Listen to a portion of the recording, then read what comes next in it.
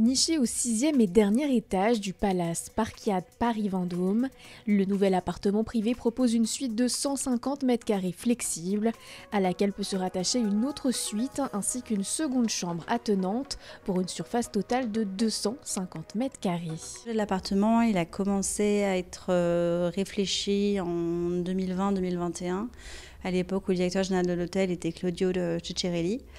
Et en fait, cet appartement initialement était l'appartement du directeur général de l'hôtel au moment de l'ouverture, Michel Josselin, qui a été ensuite transformé en suite résidence au sein de l'hôtel.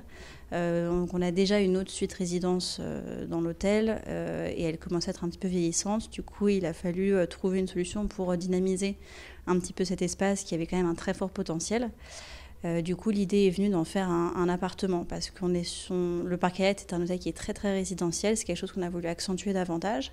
Mais plutôt que de refaire une grande suite signature comme nous en avons déjà plusieurs dans l'hôtel, avec un thème résidentiel encore une fois, on a préféré partir sur un type d'hôtellerie un peu différent, qui est peut-être un peu rétro finalement parce que l'histoire des longs séjours dans les hôtels, c'est quelque chose qui se faisait beaucoup avant et qu'on voit beaucoup moins. Et on a voulu donc repartir sur ce type d'hôtellerie pour créer une différence par rapport au marché parisien. Sur l'appartement, on a voulu garder essentiellement l'essence pure du Parkiade Paris-Vendôme, avec les codes qui avaient été imaginés par Ed Tuttle au début des années 2000 quand l'hôtel a été créé.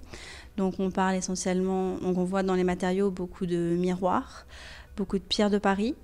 Dans les tissus, on est sur des tissus de chez Jim Thompson, des moquettes de chez Taiping. Donc on est assez sur ce type de matériaux-là, sur de l'acajou beaucoup évidemment, et beaucoup de dorures. Là, on a un petit peu évolué par rapport au reste de l'hôtel.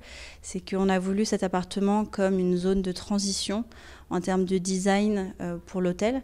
Et du coup, on a peut-être limité dans les espaces communs un peu les dorures et remplacé par la pierre de Paris pour un aperçu un peu plus moderne, plus léger que ce qu'on connaissait auparavant vraiment dans l'hôtel.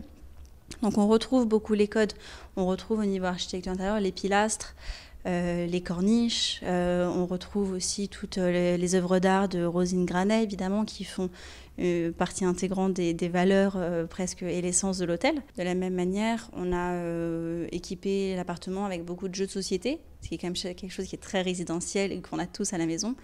Mais on a voulu faire ça façon luxe, façon palace, mais façon française. Donc on a travaillé avec la maison Hector Sachs, qui est basée à Paris également, à Bastille, il me semble, qui a réalisé donc tous nos jeux en cuir, que ce soit les échecs, le poker, le backgammon. J'ai essayé d'apporter une dimension RSE dans les entreprises avec lesquelles on a travaillé, que ce soit les entreprises du bâtiment ou que ce soit les marques qui ont équipé l'appartement en OSNI.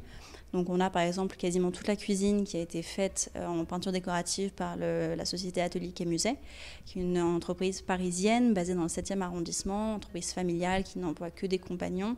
Et c'était quelque chose qui me tenait à cœur aussi, de continuer à travailler avec eux. Ils ont également du coup par la suite réalisé 4 des tableaux qui sont présents dans l'appartement et la suite attenante. Parce que ça nous tenait à cœur de travailler avec des belles entreprises, avec des jolies valeurs familiales basées en France et encore plus à Paris. L'appartement au design arty vise une clientèle principalement business pour des séjours d'1 mois minimum à partir de 60 000 €, avec la possibilité de faire appel à un professeur de sport, un masseur, un cuisinier ou encore un personal shopper.